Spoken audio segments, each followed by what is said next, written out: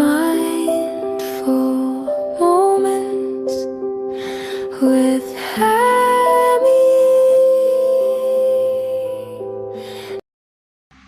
Hi, നിങ്ങൾക്ക് എപ്പോഴെങ്കിലും feel ചെയ്തിട്ടുണ്ടോ? ഒരുപാട് കാര്യങ്ങളൊന്നും ചെയ്തിട്ടില്ല, പക്ഷെ എന്നിരുന്നാലും ഭയങ്കര ടയേർഡ് ആയിട്ടുള്ളൊരു ഫീൽ വന്നിട്ടുണ്ടോ?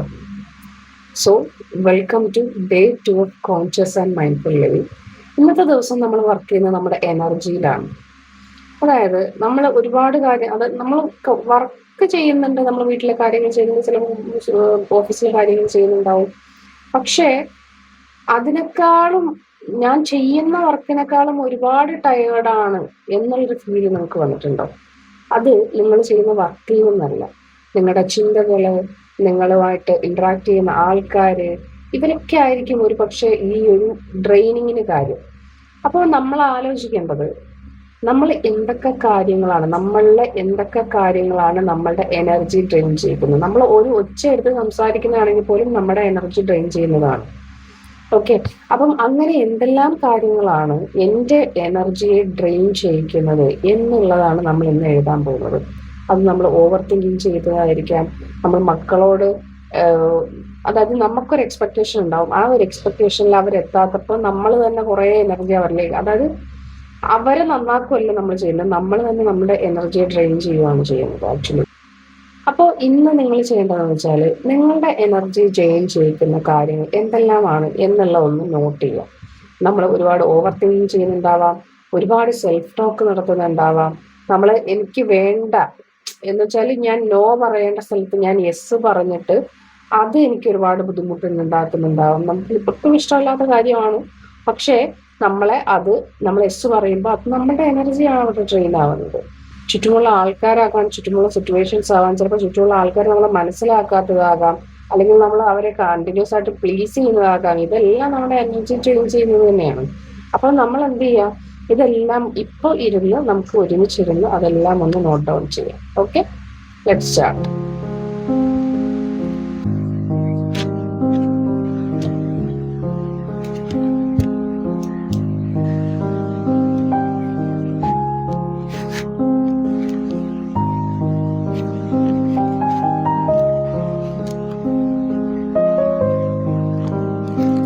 സമയം എടുത്തിരുന്ന് ചെയ്യേണ്ട കാര്യമാണ്. അപ്പൊ നിങ്ങൾ ആ ഒരു സമയം, ഇപ്പോഴത്തെ സമയം നിങ്ങൾക്ക് വേണ്ടി ഇൻവെസ്റ്റ് ചെയ്യാം. ഇൻവെസ്റ്റ് ചെയ്തുകൊണ്ട് തന്നെ നിങ്ങൾ എഴുതും. ഓക്കെ, ഒന്ന് ക്വയറ്റായിട്ടിരുന്ന് സ്വസ്ഥമായിട്ടിരുന്ന് നിങ്ങൾ എന്ത് ചെയ്യാം, എഴുതും.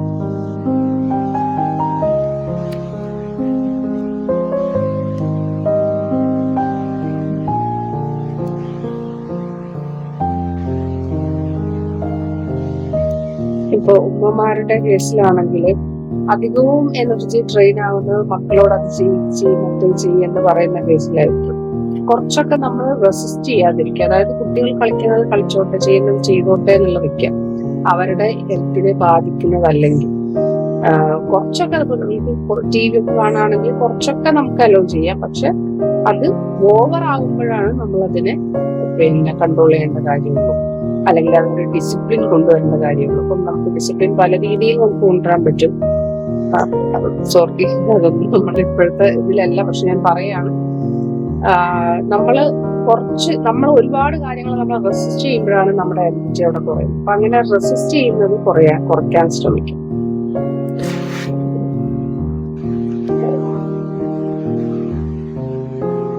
നമ്മൾ സ്വയം ചോദിച്ചു നോക്കുക, ഈ ഒരു സംഭവം ഞാനിപ്പോ ഇങ്ങനെ ചെയ്യുന്നത് എന്റെ ലൈഫിൽ വരുന്ന കാര്യങ്ങൾ എന്തോ ആയിക്കോട്ടെ, ആ എനർജി ഡ്രെയിൻ ചെയ്യുന്ന കാര്യം,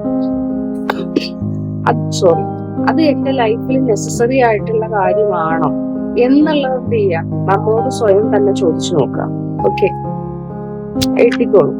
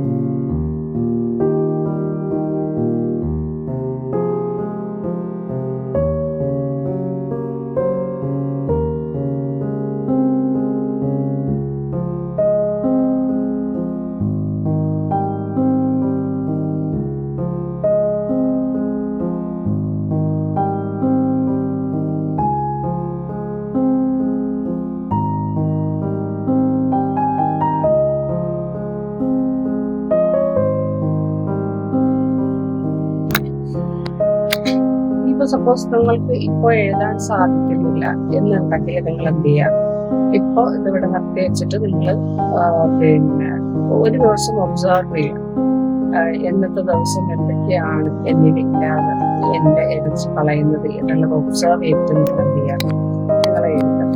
ഓക്കെ, അപ്പം കുറച്ചുകൂടെ മനസ്സിലാവും പിന്നെ നമ്മൾ ഒബ്സർവ് പിന്നെ എന്തൊക്കെ കാര്യങ്ങളാണ് കളയുന്നത് എന്നുള്ളത്. അതായത് നമുക്ക് എനർജി നമ്മൾ രണ്ട് രീതിയിൽ കളയുന്നുണ്ട്. ഒന്ന് ആവശ്യമുള്ള കാര്യങ്ങൾ നമുക്ക് എനർജി കൊടുക്കേണ്ടി വരും, അതല്ല ഞാൻ ഇവിടെ പറയുന്നത്. നമ്മുടെ എനർജി അനാവശ്യമായിട്ട് ഡ്രെയിൻ ചെയ്യുന്ന കാര്യങ്ങളാണ് നമ്മൾ എഴുതേണ്ടത്. ഓക്കെ,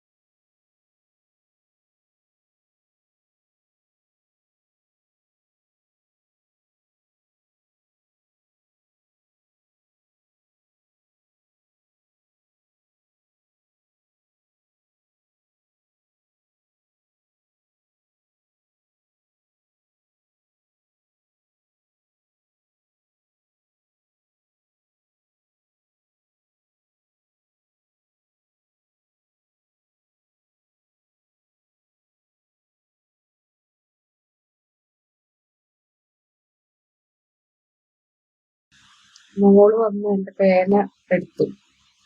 അപ്പോ ഞാൻ ലാപ്ടോപ്പിലാണ് ഇപ്പൊ ടൈപ്പ് ചെയ്യാണ് ചെയ്യുന്നത്. ഇതേപോലെയാണ്. അതായത് ഇപ്പം ഞാനിപ്പം മോൾക്ക് പേര് കൊടുക്കാതെ ഇപ്പം അതാണ് ഞാൻ റെസിസ്റ്റ് ചെയ്യുന്നതെന്ന് പറയുന്നത്.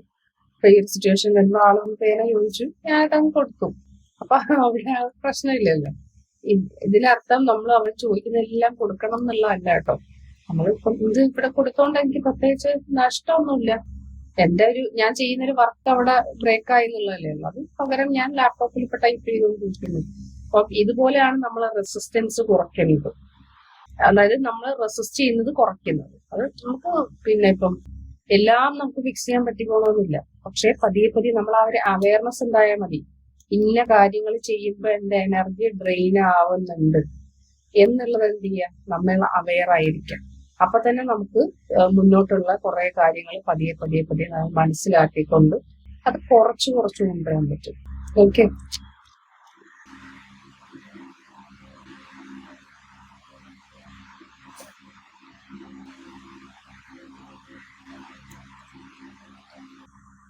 ഓക്കെ. അപ്പൊ ഏകദേശമൊക്കെ നമ്മൾ എഴുതിയെന്ന് ഞാൻ കരുതുന്നു. ഞാൻ കുറച്ച് ലിസ്റ്റ് ചെയ്തിട്ടുണ്ട് എന്റെ ഓർമ്മയിൽ വന്നത്. നിങ്ങൾക്ക് ഇനിയിപ്പോ ഒന്നും ഓർത്തെടുക്കാൻ കഴിയുന്നുണ്ടെങ്കിൽ നെക്സ്റ്റ് ഡേ നിങ്ങൾ അത് എന്ത് ചെയ്യുക, ഒന്നും കൂടെ ചെയ്ത് നോക്കുക.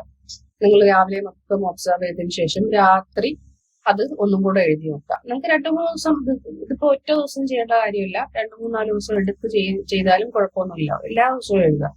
ഇന്ന് എന്റെ എനർജി ട്രെയിൻ ചെയ്ത കാര്യങ്ങൾ എന്തൊക്കെയാണ്, ഇന്ന് എന്റെ എനർജി ട്രെയിൻ ചെയ്ത കാര്യങ്ങൾ എന്തൊക്കെയാണ് എന്നുള്ളത് എഴുതുക. അപ്പൊ നമുക്ക് മനസ്സിലാവും പിന്നെ എവിടൊക്കെയാണ് ഞാൻ കറക്റ്റ് ചെയ്യേണ്ടതുള്ളത്, പിന്നെ എവിടെയാണ് ഞാൻ എന്റെ എനർജി പ്രൊട്ടക്ട് ചെയ്യേണ്ടതുള്ളത് എന്നുള്ളത് നമുക്ക് മനസ്സിലാവും. അപ്പൊ എല്ലാവരും ഇതൊന്ന് ചെയ്തിട്ട് ഇതിന്റെ എക്സ്പീരിയൻസ് ഒന്ന് ഷെയർ ചെയ്യാം. Okay, thank you.